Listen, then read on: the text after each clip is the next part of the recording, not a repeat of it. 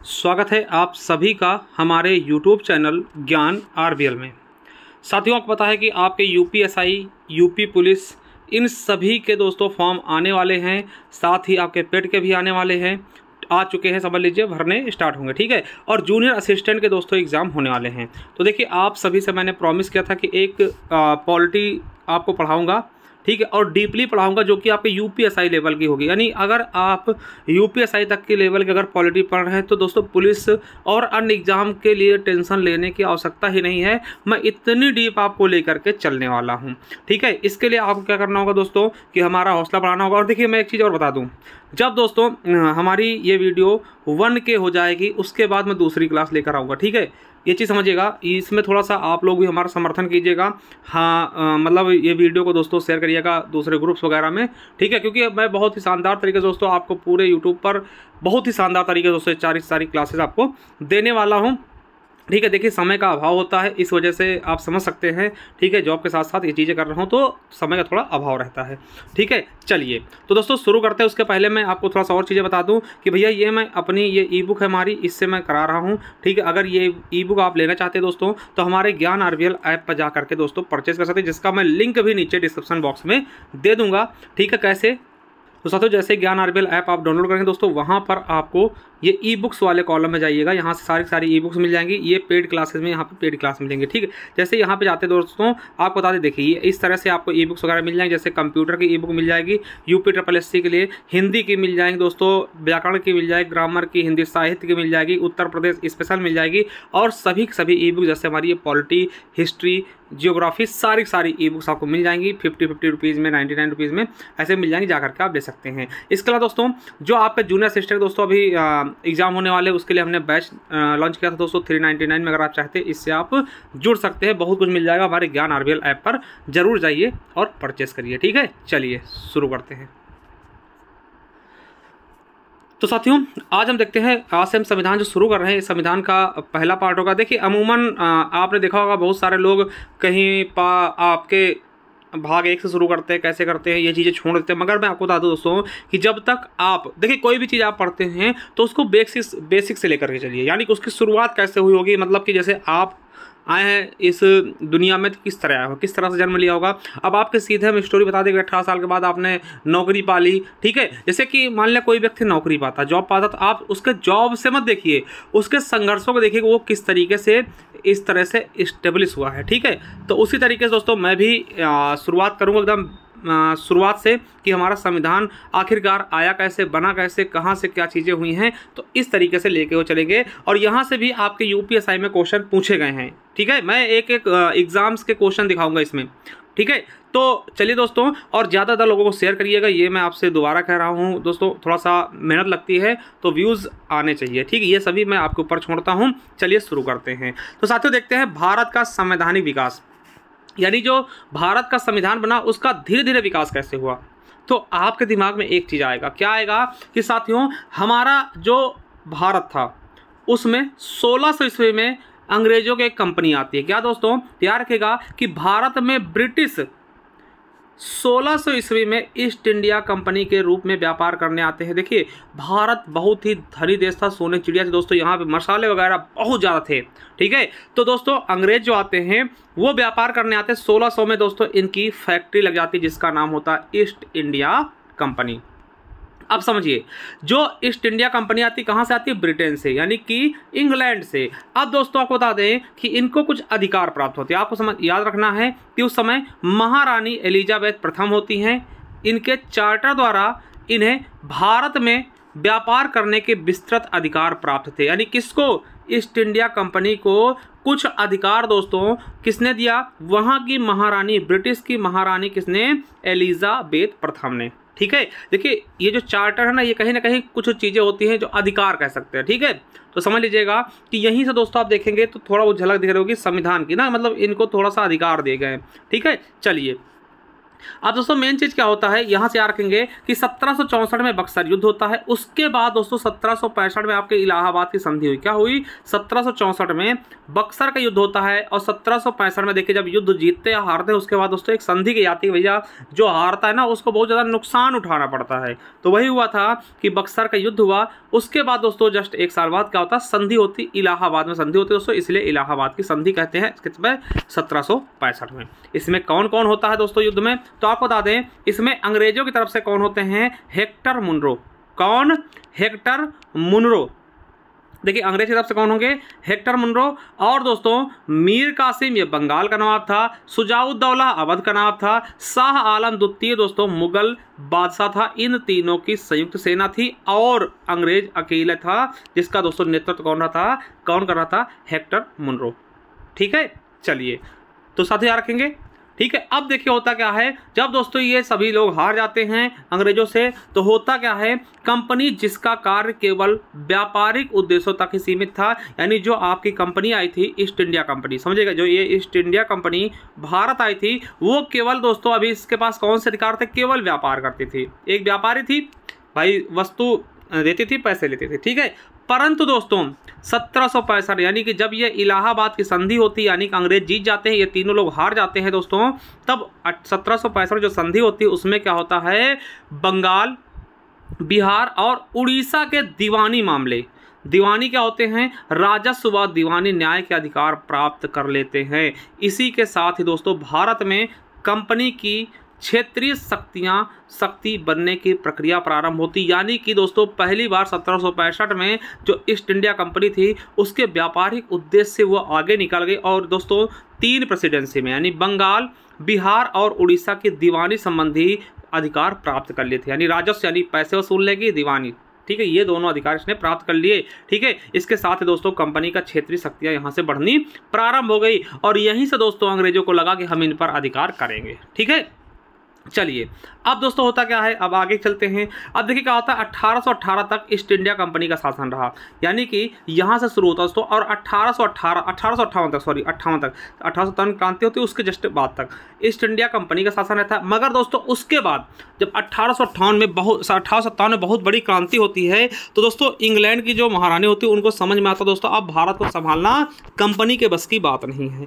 ठीक है, तो 1858 ईस्वी तक दोस्तों ईस्ट इंडिया कंपनी का शासन रहा। फिर दोस्तों ब्रिटेन की संसद विभिन्न प्रकार के कानून अथवा आदेश पारित, ठीक है, आदेश पत्र जारी करके कंपनी द्वारा शासन पर नियंत्रण रखती थी। इन्हें ही हम क्या कहते हैं, इन्हीं कानूनों ने धीरे धीरे भारत में संवैधानिक विकास की पृष्ठभूमि तैयार की। यानी कि दोस्तों क्या होता था कि देखिए अभी क्या था 1857 तक, ठीक है, यानी 1858 के पहले तक क्या होती थी कि ब्रिटिश कंपनी जो थी, है ना, ब्रिटिश कंपनी शासन करती थी भारत में और उसको निर्देशित कौन करता था, कुछ न्याय कौन बताता था कि भाई ये करना वो करना कैसे करना, वो ब्रिटिश की संसद द्वारा डिसाइड किया था कि कंपनी जो चला रही है भारत में शासन वो कैसे इसको चलाएगी। और इन्हीं से दोस्तों धीरे धीरे दोस्तों ये क्या भेजते थे, कुछ एक्ट भेजते थे। इसे ही दोस्तों इसी से हमारे देश का संवैधानिक विकास हुआ। ठीक है, चलिए यहाँ तक समझ गए कि कैसे हुआ। यानी मेन जो मुद्दा था दोस्तों वो आपका 1764 का बक्सर का युद्ध, ये मील का पत्थर साबित हुआ था इस चीज़ों में। ठीक है, 1765 में क्या होता है, ठीक है, जो आपकी इलाहाबाद संधि होती है उसमें बंगाल, बिहार और उड़ीसा की दीवानी का अधिकार प्राप्त कर लेते हैं। ठीक है, और फिर दोस्तों जो ब्रिटिश ईस्ट इंडिया कंपनी थी वो शासन करती है और उसको दोस्तों संसद द्वारा, ब्रिटेन की संसद द्वारा कुछ कानून भेजे जाते थे, ठीक है, जिसको आदेश पत्र कह सकते हैं, कंपनी को शासन प्रणाली को नियंत्रित करने के लिए। ठीक है, चलिए अब दोस्तों भारत में जो संवैधानिक विकास हो 2 तरीके से हुआ। कैसे कैसे हुआ, एक तो दोस्तों सीधा कंपनी इस पर शासन करती थी, जैसे ईस्ट इंडिया कंपनी के अंतर्गत, यानी 1600 ईस्वी में जब ईस्ट इंडिया कंपनी आई तो 1857 तक जब तक क्रांति नहीं होती वो दोस्तों इस पर अधिकार किसका था, मतलब कौन दोस्तों शासन कर रहा था उस समय, तो उस समय दोस्तों ईस्ट इंडिया कंपनी चला रही थी। और इस पर दोस्तों ईस्ट इंडिया कंपनी अपने आप नहीं चला रही थी दोस्तों, ब्रिटेन के संसद से यहाँ चीज़ें भेजी जाती थी, जैसे एक्ट आते थे, जैसे रेगुलेटिंग एक्ट 1773 आता था, एक रेगुलेटिंग एक्ट है ना, 1781 का एक्ट ऑफ सेटलमेंट आया, फिर पिट्स इंडिया एक्ट 1784 आया, फिर 1786 का अधिनियम आया, फिर चार्टर एक्ट आने लगे 1793, फिर 1813, फिर 1833, फिर 1853, है ना, ये चीज़ें आप समझ रहे होंगे। तो ये साथियों किसके अंतर्गत आए, तो ये ईस्ट इंडिया कंपनी को शासन करने के लिए कुछ निर्देश दिए जाते थे, कहाँ से, ब्रिटिश संसद से। ठीक है, अब दोस्तों 1757 में क्या होता है, क्रांति होती है, उसके बाद पूरा इंग्लैंड हिल जाता है कि भैया अब तो भारत वाले क्या हो रहे हैं, हमारे हाथ से बाहर हो रहे हैं। फिर दोस्तों तो वहाँ की जो ब्रिटिश क्राउन थी, है ना, महारानी थी, उन्होंने कहा अब हम ईस्ट इंडिया कंपनी के जरिए यहाँ पर का मतलब शासन नहीं करेंगे, अब हम डायरेक्ट अपना प्रभाव समझेंगे, यानी कि ब्रिटिश क्राउन के अंतर्गत चीज़ें चलेंगी। वो 1858 से लेकर के जब तक हम आज़ाद नहीं जाते दोस्तों तब तक चलता है। इसके अंतर्गत दोस्तों ये सारे अधिनियम भेजे जाते हैं जिनको हम पढ़ेंगे, जैसे भारत शासन अधिनियम 1858, भारत परिषद अधिनियम 1861, भारत परिषद अधिनियम 1892, भारत परिषद अधिनियम 1909, भारत शासन अधिनियम 1919, भारत शासन अधिनियम 1935 और राष्ट्र भारतीय स्वतंत्रता अधिनियम 1947। ये सारी चीज़ें पढ़ेंगे। तो साथियों हम पहले देखेंगे कि ईस्ट इंडिया कंपनी के अंतर्गत जो 1600 से लेकर के 1858 तक शासन रहा, इसमें दोस्तों पहला जो एक्ट आता है रेगुलेटिंग एक्ट 1773। चलिए दोस्तों इनके बारे में हम बहुत ही शानदार तरीके से देखने वाले हैं। चलिए रेगुलेटिंग एक्ट 1773, इसके बारे में क्वेश्चन आते हैं बहुत ज़्यादा, तो याद रखेंगे कि रेगुलेटिंग एक्ट 1773 क्या होता है। तो दोस्तों होता क्या है कि इस समय यहाँ के जो आपके प्रधानमंत्री थे, कहाँ के, ब्रिटेन के, तो तत्कालिक ब्रिटिश प्रधानमंत्री लॉर्ड नॉर्थ, क्या, लॉर्ड नॉर्थ द्वारा गोपनीय समिति की सिफारिश पर 1773 में इसे पारित किया गया। किस सिफारिश पर, तो गोपनीय समिति की सिफारिश पर। यह क्वेश्चन आपके यूपीपीएससी से पूछा गया। उस समय दोस्तों जब 1773 का रेगुलेटिंग एक्ट आया था, उस समय दोस्तों तत्कालिक ब्रिटिश प्रधानमंत्री कौन थे, तो नॉर्थ थे, क्या, लॉर्ड नॉर्थ, ठीक है। इनके द्वारा दोस्तों एक गोपनीय समिति की सिफारिश की गई थी जिसे 1773 के एक्ट द्वारा पारित किया गया, ठीक है। चलिए इसमें था क्या दोस्तों, 1773 एक्ट में क्या कहा गया कि बंगाल के गवर्नर को अब बंगाल का गवर्नर जनरल पद कर दिया गया। दोस्तों ये क्वेश्चन पूछाता है कि बंगाल के गवर्नर को बंगाल का गवर्नर जनरल कब कहा जाने लगा, यानी जनरल शब्द और जोड़ दिया गया कब, 1773 के रेगुलेटिंग एक्ट में, ठीक है, याद रखिएगा। और इस तरीके से प्रथम बंगाल का गवर्नर जनरल कौन बन जाता है, तो वारेन हेस्टिंग्स। दोस्तों ये देखिए ये यूपीएसआई में पूछा गया 2021 में, और यूपीएससी पेट 2021 में पूछा गया कि बंगाल का, देखिए भारत का नहीं, अभी बंगाल का प्रथम गवर्नर जनरल कौन सा था, ठीक है, तो वारेन हेस्टिंग्स था। याद रखेंगे, वेरी वेरी इंपॉर्टेंट क्वेश्चन दोस्तों ये, ठीक है। चलिए अब दोस्तों याद रखेंगे कि गवर्नर जनरल की एक परिषद का गठन किया गया जिसमें 4 अन्य सदस्य भी शामिल थे, ठीक है। याद रखिएगा कि गवर्नर जनरल की एक परिषद का गठन किया गया जिसमें 4 अन्य सदस्य शामिल थे, जिसमें से दोस्तों पहले कौन से थे दोस्तों, 4 अन्य सदस्य कौन थे, फिलिप फ्रांसिस, क्लेवरिंग, मानसन और बॉरवेल, है ना। देखिए ये आपके यूएसएससी जीडी 2017 के पेपर में पूछा गया। और इसी दोस्तों 1773 के रेगुलेटिंग एक्ट के तहत दोस्तों उच्चतम न्यायालय की स्थापना की गई। याद रखिएगा इस अधिनियम के अंतर्गत कलकत्ता में 1774 में, देखिए 1773 एक्ट के तहत 1774 में यानी एक साल बाद उच्चतम न्यायालय की स्थापना की गई। कहाँ की गई उच्चतम न्यायालय की स्थापना, कलकत्ता में। कब की गई, 1774 में। किस एक्ट के तहत, 1773 एक्ट के तहत, यानी एक साल पहले एक्ट आया था, उसमें कहा गया था काम कब शुरू होगा, 1774 में, जिसमें दोस्तों एक मुख्य न्यायाधीश और 3 अन्य न्यायाधीश थे। कितने थे, एक मुख्य न्यायाधीश था और 3 अन्य न्यायाधीश थे। दोस्तों ये यूपीएससी में पूछा गया, याद रखिएगा, नोट करके लिख लीजिएगा कि लॉर्ड कैनिंग के दौरान उच्चतम न्यायालय और सदर न्यायालय का उच्च न्यायालय में विलय कर देगा, यानी जो उच्चतम न्यायालय था और सदर न्यायालय था इसका विलय किसमें मिला दिया, किसमें, उच्च न्यायालय मिला गया। ये आपके यूपीएससी 2017 में पूछा गया। जो दोस्तों आपको बताया हमने कि जो ये उच्चतम न्यायालय था इसमें दोस्तों एक मुख्य न्यायाधीश था और 3 अन्य न्यायाधीश थे। तो मुख्य न्यायाधीश कौन से थे, इसका नाम पूछा गया था आपके यूपीएससी 2021 में। तो मुख्य न्यायाधीश का नाम था सर एलिजा इम्पे, और जो 3 अन्य न्यायाधीश थे यानी कि 1+3 थे, यानी टोटल 4 न्यायाधीश थे। तो 3 अन्य न्यायाधीश थे, उसमें चैम्बर्स था, लिमेस्टर था, वह जॉन हाइड थे, ठीक है। और इसमें क्या कहा गया, इसी 73 में क्या कहा गया कि भैया कंपनी के कर्मचारियों को निजी व्यापार करना और भारतीय लोगों से उपहार व रिश्वत लेना प्रतिबंधित कर दिया गया। यानी कि कोई भी कंपनी के कर्मचारी हो वो निजी अपना खुद का व्यापार नहीं खोलेगा, वो कंपनी ही व्यापार करेगी, उसी का प्रचार प्रसार करेगा। ऐसा नहीं कि भैया हम अपना खुद का व्यापार कर ले, और भारतीय लोगों से उपहार नहीं लेगा या ना रिश्वत लेगा, कि नहीं भारतीय लोग उपहार देकर रिश्वत लेकर दोस्तों कंपनी में कुछ गलत काम करवा ले, ऐसा उसने प्रतिबंधित किया गया था। तो दोस्तों इसमें इस एक्ट में आपको याद रखना कि पहली चीज क्या है कि बंगाल के गवर्नर को बंगाल गवर्नर जनरल कहा गया, और पहला कौन हो गए, वारेन हेस्टिंग। और इसमें दोस्तों 4 सदस्यीय परिषद बनाई गई जिसके सदस्य दोस्तों फिलिप फ्रांसिस, क्लेवरिंग, मानसन और बॉरवेल थे। और 1774 में उच्चतम न्यायालय की स्थापना की गई जिसमें दोस्तों 3 अन्य सदस्य और एक मुख्य न्यायाधीश थे। कौन कौन से थे, तो सर एलिजा एम्पे मुख्य न्यायाधीश हो गए, और 3 जो अन्य सदस्य थे चैम्बर्स, लिमेस्टर व जॉन हाइड थे, ठीक है। ये चीज़ें रख रहे हैं। और इसी में दोस्तों निजी व्यापार करने और भारतीय लोगों से उपहार या रिश्वत देना मना था। चलिए अब दोस्तों 1781 का एक्ट ऑफ सेटलमेंट आया। दोस्तों ये क्या था, तो 1773 में जो कमियां थी दोस्तों, इस 1773 वाले एक्ट की जो कमियां थी उसको दूर करने के लिए आपसे पूछेगा कि 1773 रेगुलेटिंग एक्ट की कमियों को दूर करने के लिए कौन सा एक्ट लाएगा तो 1781 का एक्ट ऑफ सेटलमेंट लाएगा। ठीक, बस इतना से याद रखना इससे। ठीक है, चलिए अब दोस्तों 1784 का पिट्स इंडिया एक्ट आता है। क्या आता है? 1784 का पिट्स इंडिया एक्ट। दोस्तों इसमें क्या होता है, तो इस एक्ट के द्वारा कंपनी के कार्यों को 2 भागों में बांट दिया था। दोस्तों ये आपके एसएससी CHSL 2020 में पूछा गया कि किस एक्ट के तहत कंपनी के कार्यों को 2 भागों में बांटा गया। 2 भाग कौन कौन से हो गए? एक हो गया वाणिज्यिक कार्य, जिसका दोस्तों कौन कंट्रोल करता है, तो कोर्ट ऑफ डायरेक्टरेट्स करेगा कंट्रोल, और दूसरा राजनीतिक कार्य, यानी एक व्यापार करेगा, 2 भागों में बांटा गया कंपनी कार को, एक भाग क्या करेगा, व्यापार करेगा, व्यापार संबंधी काम करेगा, और दूसरा राजनीति करेगा। ठीक है, तो राजनीतिक कार्य कौन करेगा, इसके लिए दोस्तों बोर्ड ऑफ कंट्रोल की स्थापना की गई जिसमें 6 सदस्य थे। ठीक है, क्या किया गया है, बोर्ड ऑफ कंट्रोल की स्थापना की गई जिसमें 6 सदस्य थे। ठीक है, और आपको बता दें दोस्तों कि जब इसी में दोस्तों 1784 में क्या हुआ कि गवर्नर जनरल की परिषद के सदस्यों की संख्या 4 से घटाकर 3 कर दी गई। अभी आपको 1773 वाले एक्ट में हमने बताया था कि गवर्नर की परिषद बनाई गई जिसमें दोस्तों 4 सदस्य थे, उसको 1 कम करके 3 कर दिया गया 1784 के एक्ट में।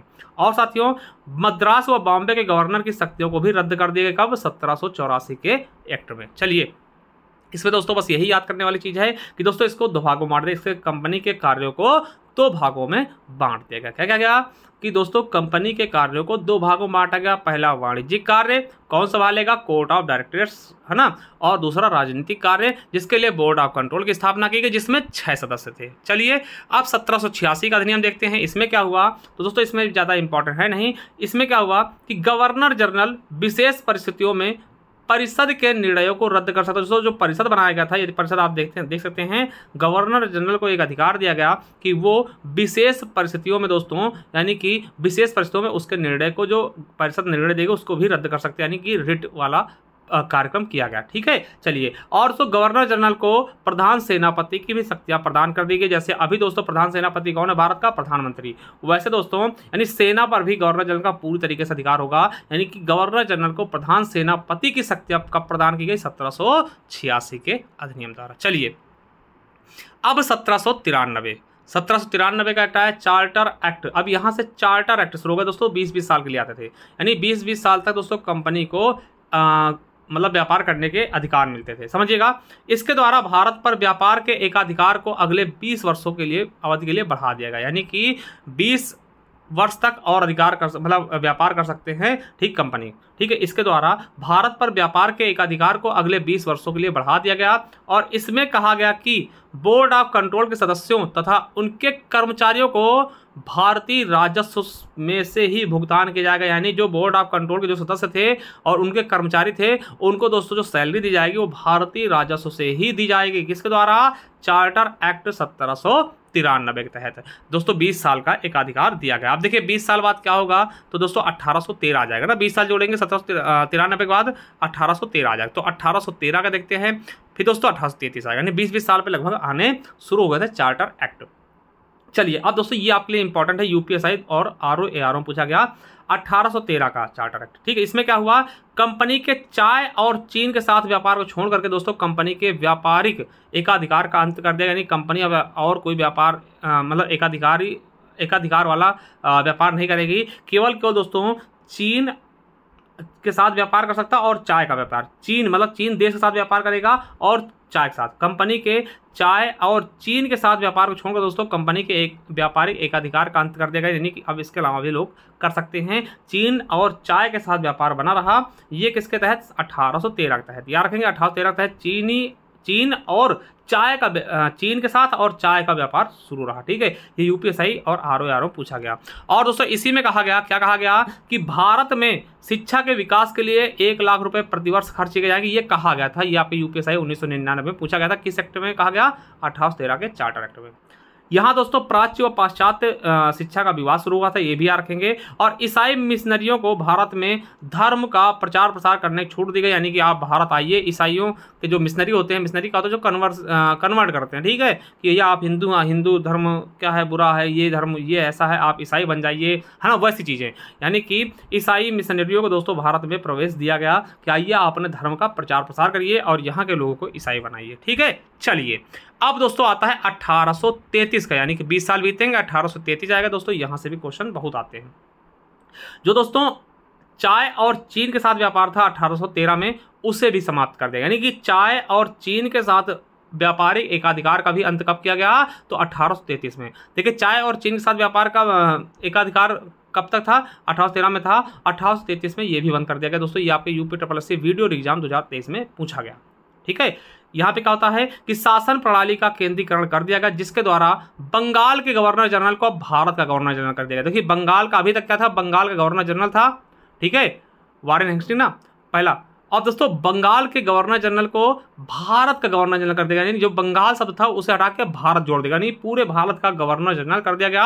अब इस तरीके से दोस्तों यहाँ पे याद रखेंगे, तो इस तरीके से भारत के प्रथम गवर्नर जनरल कौन बने? तो लॉर्ड विलियम बेंटिंक। दोस्तों ये क्वेश्चन आपके यूपीएससी 2021 से पूछा गया यार, वेरी वेरी इंपॉर्टेंट, कि भारत के प्रथम गवर्नर जनरल कौन है? तो लॉर्ड विलियम बेंटिंक। और दोस्तों 1833 के एक्ट द्वारा गवर्नर की परिषद में एक विधि सदस्य जोड़ा गया, एक विधि सदस्य यानी कि विधि का नॉलेज वाला। और प्रथम विधि सदस्य कौन थे? Lord Macaulay. दोस्तों याद रखिएगा, अंग्रेजी शिक्षा के जनक माने जाते हैं भारत में, ये यूपीएससी में पूछा गया।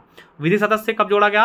1833 में ही जोड़ा गया दोस्तों, याद रखिएगा, वेरी वेरी इंपॉर्टेंट। 1833 में भारत के प्रथम गवर्नर जनरल बने लॉर्ड विलियम बेंटिंक। प्रथम विधि सदस्य जोड़ा गया, कौन होंगे? Lord Macaulay. याद रखिएगा कि गवर्नर जनरल को विधि आयोग बनाने का अधिकार दिया गया, यानी विधि आयोग बना सकते हैं दोस्तों। तथा मैकाले की अध्यक्षता में 1834 में प्रथम विधि आयोग का गठन भी किया गया। दोस्तों आपसे पूछेगा कि भारत में प्रथम विधि आयोग का गठन कब किया गया? 1834 में। इसके अध्यक्ष कौन थे? मैकाले थे। ठीक है, याद रखिएगा, वेरी वेरी इंपॉर्टेंट दोस्तों। अब देखिए इसी में दोस्तों प्राच्य और पाश्चात्य जो विवाद चल रहा था उसको सुलझाने के लिए विलियम बेंटिंक ने मैकाले को सौंपा, जिसे दोस्तों शिक्षा का फिल्ट्रेशन थ्योरी कहा गया। दोस्तों याद रखिएगा कि शिक्षा छन छन के जाएगी, फिल्टर होकर जाएगी, यानी कि आप क्या करिए दोस्तों कि बड़े लोगों को पढ़ा दीजिए दोस्तों, वो छोटों को धीरे धीरे करके वो फैलती हो जाएगी, छनते हो जाएगी। ठीक है, ये चीज़ है। लॉर्ड मैकाले ने अंग्रेजी शिक्षा पर जोर दिया था, ये चीज़ याद रखेंगे। और दोस्तों यहाँ पे याद रखेंगे जो 1833 का चार्टर एक्ट है ना, इसमें क्या हुआ कि सिविल सेवकों के चयन के लिए खुली प्रतियोगिता का आयोजन किया गया। खुली प्रतियोगिता मतलब दोस्तों अभी हम लोग कंपटीशन कहते हैं ना, वो चीज़ों का आयोजन किया गया। और यहीं पर नोट करके लिख लीजिएगा कि 1829 में विलियम बेंटिंक द्वारा सती प्रथा निषेध अधिनियम पारित किया गया। ये आपके लेखपाल के पेपर में पूछा गया, वेरी वेरी इंपॉर्टेंट है, सती प्रथा निषेध अधिनियम पारित किया गया। चलिए चार्टर एक्ट 1853 देखते हैं दोस्तों, ये भी आपके लिए मोस्ट इंपॉर्टेंट है। क्या है? तो कंपनी के भारतीय प्रदेश एवं राजस्व को ब्रिटिश क्राउन के न्याय ट्रस्ट के रूप में कर दिया गया। ठीक है, यानी कि जो कंपनी के भारतीय प्रदेश और राजस्व को ब्रिटिश क्राउन के न्याय ट्रस्ट के रूप में कर दिया गया। ठीक है, याद रखेंगे। और कंपनी के विधायी एवं प्रशासनिक कार्यों को बांट देगा, यानी विधायी संबंधी कार्य और प्रशासनिक संबंधी कार्यों को बांट देगा। और प्रथम बार विधान परिषद की स्थापना की गई, किसकी दोस्तों? पहली बार 1853 के चार्टर एक्ट में दोस्तों विधान परिषद की स्थापना की गई। और इसके द्वारा दोस्तों प्रतियोगी परीक्षाओं की शुरुआत की गई। अभी दोस्तों देखिए प्रतियोगी परीक्षाओं के दोस्तों उसके आदेश किसमें मिले थे? देखिए यहाँ पे देखिएगा, यहाँ पे दोस्तों सिविल सेवकों के लिए दोस्तों चयन के लिए खुली प्रतियोगिता का आयोजन किया जाने लगा। और दोस्तों यहाँ पर क्या होगा, इसके द्वारा प्रतियोगी परीक्षाओं की शुरुआत कर दी गई। ठीक है, और विधि सदस्य को पूर्ण सदस्य का दर्जा दे दिया गया। जो विधि सदस्य बनाया गया था लॉर्ड मैकाले पहला, उसको पूर्ण सदस्य का दर्जा दिया गया। बंगाल में एक लेफ्टिनेंट गवर्नर की नियुक्ति की गई। और याद रखेगा इसके द्वारा निदेशक मंडल के सदस्यों की संख्या 24 से घटा करके 18 कर दी गई। ये दोस्तों बीएसएससी में पूछा गया क्वेश्चन, कितने? 24 से घटा करके 18 कर दी गई। कुछ चीज़ें नोट्स करके लिख लीजिएगा। ठीक है दोस्तों, भारत में सिविल सेवक जनक कौन है? लॉर्ड कॉर्नवालिस है। ठीक है, लॉर्ड कॉर्नवालिस वही दोस्तों जिनका मकबरा हमारे उत्तर प्रदेश गाजीपुर में, एकमात्र अंग्रेज जिनका मकबरा दोस्तों यहीं रह गया है, जिनकी समाधि भारत में रह गई, वो लॉर्ड कॉर्नवालिस है, जिन्हें हम सिविल सेवा का जनक कहते हैं। भारत में प्रतियोगी परीक्षाओं जनक कौन है? लॉर्ड डलहौजी दोस्तों, वही डलहौजी जिन्होंने दोस्तों रेलवे सेवा, तार सेवा शुरू की थी, हड़प नीति अपनाई थी। और भारत में अंग्रेजी शिक्षा जनक कौन होंगे? Lord Macaulay. भारत के प्रथम आईसीएस कौन है? सत्येंद्रनाथ टैगोर हो गए। भारत की प्रथम महिला आईपीएस कौन है? किरण बेदी हो गई। भारत की प्रथम महिला आईएएस कौन है? अन्ना रजम मल्होत्रा। और भारत की प्रथम नेत्रहीन महिला आईएएस कौन है? तो प्रांजल पाटिल है। ठीक दोस्तों, ये क्वेश्चन भी आपके एग्जाम में बहुत बार पूछे गए हैं और बहुत बार पूछे जाते हैं। तो साथियों जो आज का ये वीडियो था, आज के लिए इतना काफ़ी है। अब देखिए इसके बाद हम दोस्तों 1857 क्रांति होगी, है ना। अब उसके अगले पार्ट में दोस्तों जो ब्रिटिश क्राउन के अंतर्गत आ जाएंगे सारी चीज़ें, उनको हम पढ़ेंगे। उसके पहले मैं बता दूं दोस्तों कि आपको जो चीज़ें मैं पढ़ा रहा हूँ, आप साथियों हमारे ज्ञान आरबीएल ऐप को डाउनलोड कर लिए, उसका लिंक मैं नीचे दे दूँगा। ठीक है, और दोस्तों वहाँ पर जाइए ई बुक्स वाले कॉलम में, जैसे दोस्तों ई बुक्स वाले कॉलम में जाएंगे, देखिए ये आपको ई बुक्स वगैरह मिल जाएंगे, चाहे कंप्यूटर की ई बुक हो, ठीक है, ये आपकी यूपी SSSC सभी एग्जाम्स के लिए, या फिर दोस्तों मेरे हिंदी और उसकी बोलियों की हो, ग्रामर हो, ठीक है, साहित्य हो, आपको यहीं पर दोस्तों पॉलिटी, जियोग्राफी सभी के सभी ई बुक्स मिल जाएंगी बहुत ही सस्ते रेटों में, 50 रुपये, है ना, अधिकतम 99, ठीक है। और 99 का दोस्तों 2 ही स्टैटिक जी के है और आपका कंप्यूटर की बुक, बाकी सभी 50 से नीचे में आपको मिल जाएंगे, 25-25 रुपये में देखिए मिल जाएंगे हिंदी, ठीक है। तो ये जाके देख सकते हैं। इसका दोस्तों ये हमारा बैच है जूनियर असिस्टेंट का, अगर चाहते हैं जुड़ना जुड़ सकते हैं, बहुत ही शानदार तरीके से हम इस पर क्लासेस कराए हैं, ठीक है। दोस्तों आप हमारे अगर कोई आपका क्वेरी है दोस्तों, तो आप इसके लिए दोस्तों हमारा टेलीग्राम चैनल ज्वाइन कर लीजिए, ज्ञान RBL ऑफिशियल। और दोस्तों अगर आपसे कुछ पूछना चाहते हैं, हमारे ज्ञान RBL ऑफिशियल दोस्तों हमारा इंस्टाग्राम ID है, जा करके वहाँ हमसे कोई क्वेश्चन भी कर सकते हैं। चलिए दोस्तों, थैंक यू, और आप दोस्तों क्लास को शेयर करिएगा। मिलते हैं नेक्स्ट वीडियो, तब तक के लिए जय हिंद, जय भारत, वंदे मातरम, थैंक यू।